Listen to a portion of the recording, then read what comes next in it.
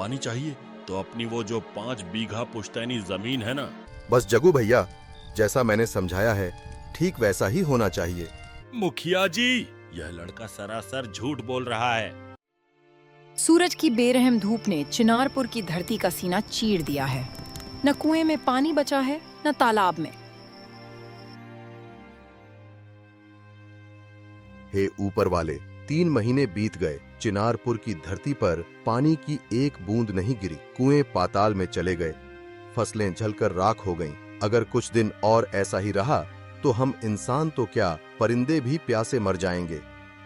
गोपाल का दोस्त सुखिया हांफते हुए, माथे का पसीना पोंछते हुए, सूखे खेत की मेड़ से दौड़ता हुआ गोपाल की तरफ आता है। गोपाल, ओ गोपाल, अनर्थ हो गया भाई, जल्दी चल। रे सुखिया, क्या बात है, इतनी जल्दी जल्दी क्यों भाग रहा है? सब ठीक तो है? अरे कुछ भी ठीक नहीं है भाई। तेरे बापू मंगत काका की तबीयत अचानक बहुत खराब हो गई है। क्या? बापू को क्या हुआ? दोपहर की कड़कती धूप में वो मटके में पानी ढूंढने निकले। पूरे गांव का चक्कर काटा पर कहीं पानी नहीं मिला। खाली मटका लिए घर लौटे और चक्कर खाकर गिर पड़े। उन्हें बहुत तेज बुखार है और घर में पीने को एक घूंट पानी भी नहीं है। हे भगवान, मैं अभी चलता हूँ।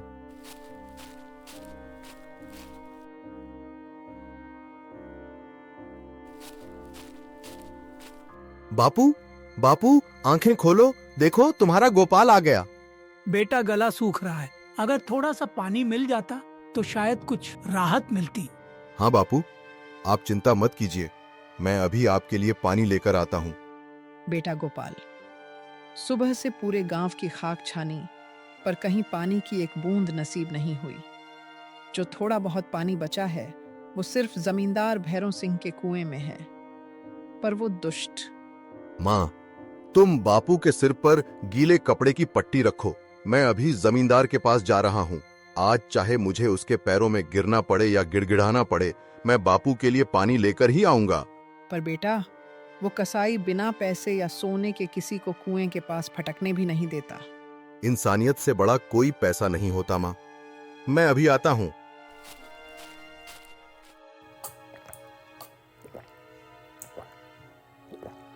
आहा कालू, इस चिलचिलाती गर्मी का भी अपना एक अलग ही मजा है यार। मालिक, मजा तो सिर्फ आपको आ रहा है। पूरे गांव के लोग तो प्यास से कौवे की तरह अपनी चोंच खोलकर घूम रहे हैं। अरे मूर्ख, तभी तो मजा है। जब तक सूरज आग बरसाएगा तब तक चिनारपुर के ये कीड़े मकोड़े रेंगते हुए मेरे पैरों में आएंगे। पानी चाहिए तो अपनी जमीनों के कागज मेरे लॉकर में जमा करने ही पड़ेंगे। इस सूखे ने तो मेरी चांदी कर दी। वाह मालिक वाह, आप तो साक्षात कलयुग के भगवान हैं। बस पानी का दाम थोड़ा और बढ़ा दीजिए ताकि मेरी सैलरी भी बढ़ जाए। तभी हवेली के भारी दरवाजे को धकेलते हुए गोपाल तेजी से अंदर आता है। प्रणाम जमींदार साहब। अरे आओ आओ गोपाल मियाँ, गांव के सबसे पढ़े लिखे और स्वाभिमानी लड़के, आज हमारी हवेली का रास्ता कैसे भूल गए? कहीं रास्ता भटक तो नहीं गए? मालिक, रास्ता नहीं भटके हैं, पानी की महक इन्हें यहाँ खींच लाई है। जमींदार साहब, मेरे बापू घर पर जिंदगी और मौत से लड़ रहे हैं। धूप की वजह से वो बेहोश हो गए हैं। उन्हें सिर्फ एक बाल्टी पानी की जरूरत है। मैं आपसे भीख नहीं मांग रहा। जैसे ही इस बार मेरी अगली फसल कटेगी, मैं पानी की पाई पाई चुका दूंगा। कृपया मुझे एक बाल्टी पानी लेने दीजिए। ओहो, मंगतराम बीमार है?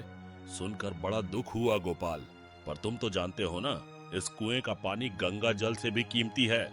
और मेरी हवेली का नियम है, यहाँ मुफ्त में तो हवा भी नहीं मिलती, फिर पानी कैसे दे दूं? जमींदार साहब, इंसानियत के नाते मुझे थोड़ा सा पानी दे दीजिए। इंसानियत अपनी जेब में रखो गोपाल, सीधे मुद्दे की बात करो। पानी चाहिए तो अपनी वो जो 5 बीघा पुश्तैनी जमीन है ना, उसके कागज लाओ और पानी का पूरा मटका ले जाओ। जमीन के कागज? जमींदार साहब, वो जमीन मेरे पुरखों की आखिरी निशानी है। उसी से हमारे पूरे परिवार का पेट पलता है। एक बाल्टी पानी के बदले 5 बीघा जमीन मांगना, यह तो सरासर घोर अन्याय है। अबे ओए गोपाल, जमींदार साहब के सामने आवाज नीचे। पानी चाहिए तो कागज ला, नहीं तो जाकर अपने खेत की धूल चाट। जमींदार की बात सुनकर गोपाल मायूस होकर अपने घर वापस चला जाता है। गोपाल के जाते ही भैरों सिंह कुछ देर सोचता है और अचानक उसके चेहरे पर एक शैतानी मुस्कान आ जाती है। अगली सुबह भैरव सिंह खुद गोपाल के पास जाता है और उसे आवाज देकर रोकता है। अच्छा चलो, गुस्सा मत करो गोपाल। तुम तो जानते ही हो कि मैं दिल का कितना अच्छा हूँ। तुम गांव के सबसे समझदार लड़के बनते हो ना, तो चलो तुम्हें एक मौका और देता हूँ। अरे मालिक, ये क्या कर रहे हो? मुफ्त में पानी दे दोगे क्या? चुप रह गधे। यह देखो गोपाल, यह एक जादुई बीज है। इसे आज रात अपने सूखे खेत में बो। अगर कल सुबह पंचायत बैठने तक इस बीज से पौधा निकल आया और उसमें फल लग गया, तो मेरा यह कुआं हमेशा के लिए पूरे गांव का, तुम सब जितना चाहे मुफ्त पानी लेना। क्या कुआं पूरे गांव का? पर जमींदार साहब, अगर ऐसा नहीं हुआ तो? लेकिन अगर कल सुबह तक इस बीज से पौधा नहीं निकला, तो तुम्हें अपनी वो 5 बीघा जमीन बिना एक पैसा लिए चुपचाप मेरे नाम करनी होगी। बोलो गोपाल, मंजूर है जमींदार भैरव सिंह की ये अनोखी शर्त? गोपाल की आंखों के सामने अपने बीमार पिता का चेहरा घूम रहा था। मजबूरी ने उसकी सोच पर जीत हासिल कर ली और उसने कांपते हाथों से वह काला बीज स्वीकार कर लिया। मुझे आपकी शर्त मंजूर है जमींदार साहब। अगर इस बीज से पूरे गांव का भला हो सकता है, तो मैं अपनी जमीन दांव पर लगाने को तैयार हूं। कल सुबह महापंचायत में मिलते हैं। गोपाल चुपचाप वह बीज लेकर अपने घर लौट जाता है। देखा कालू, इसे कहते हैं शिकारी का जाल। वो मूर्ख गोपाल समझ रहा है कि वो अपनी बुद्धिमानी से जीत जाएगा। पर मालिक, अगर सच में उस जादुई बीज से रात भर में पौधा उग गया तो हमारा कुआं तो गया। अरे महामूर्ख कालू, वो बीज जादुई नहीं है, वो तो उबला हुआ बीज है। मैंने उसे खुद आज सुबह गर्म पानी में उबाला है। दुनिया का कोई भी उबला हुआ बीज कभी अंकुरित नहीं हो सकता, चाहे उसमें गंगा जल ही क्यों ना डाल दो। कल सुबह वो गोपाल अपनी जमीन से हाथ धो बैठेगा और रोता हुआ इस गांव से भागेगा।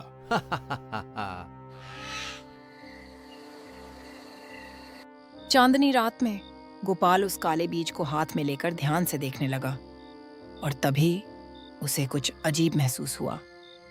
जमींदार भैरव सिंह बिना मतलब इतना बड़ा जोखिम कभी नहीं उठाएगा। इस बीज में जरूर कोई राज छिपा है। इसकी बाहरी परत इतनी नरम और ढीली क्यों लग रही है? समझ गया, ये कोई जादुई बीज नहीं है, इसे उबाला गया है, इसलिए ये कभी उगेगा ही नहीं। जमींदार मुझे धोखा देकर मेरी जमीन हड़पना चाहता था। गोपाल पहले तो परेशान हुआ, फिर अचानक उसके चेहरे पर शरारती मुस्कान आ गई। अब खेल पलटने वाला था। अच्छा जमींदार साहब, तो आपने मेरे साथ चाल चली है। अब देखिए, लोहा ही लोहे को काटेगा।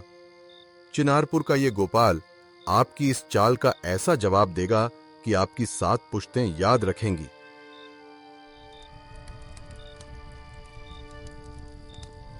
बस जग्गू भैया, जैसा मैंने समझाया है ठीक वैसा ही होना चाहिए। सुबह की पंचायत में जमींदार का घमंड इसी गमले से टूटेगा। वाह गोपाल, मान गए तेरे दिमाग को। जमींदार ने सोचा था वो तुझे फंसा रहा है, पर उसे क्या पता कि उसने अपने ही गले में फंदा डाल दिया है। काम पक्का समझो।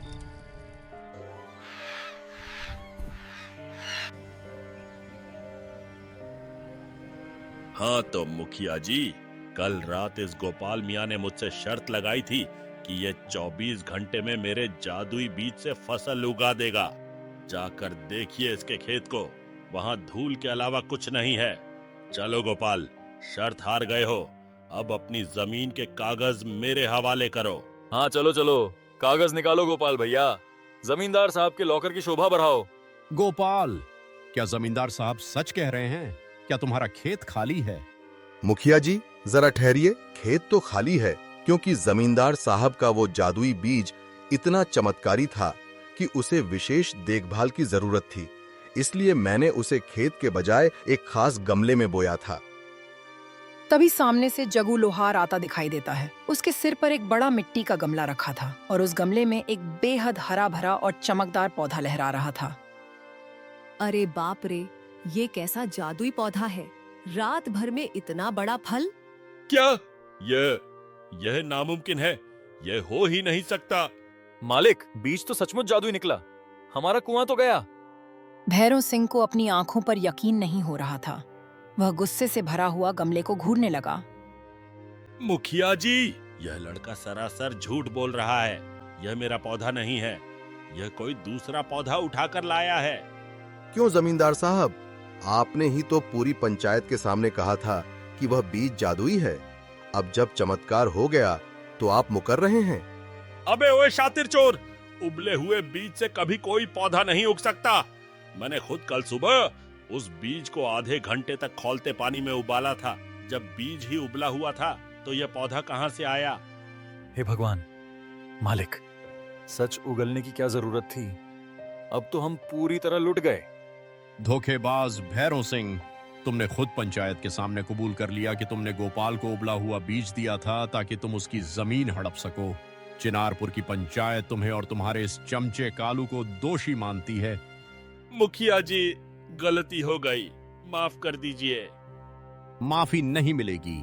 शर्त के मुताबिक आज और इसी वक्त से तुम्हारा यह कुआं पूरे चिनारपुर गांव की संपत्ति है। कोई भी गरीब यहां से जितना चाहे मुफ्त पानी ले सकता है और तुम्हें सजा के तौर पर अगले 1 महीने तक पूरे गांव के खेतों में खुद पानी डालना होगा। गोपाल भैया की जय। मुखिया जी का न्याय अमर रहे। कुछ ही पलों में आसमान काले बादलों से भर गया और मूसलाधार बारिश शुरू हो गई। गोपाल के घर में खुशी लौट आई थी।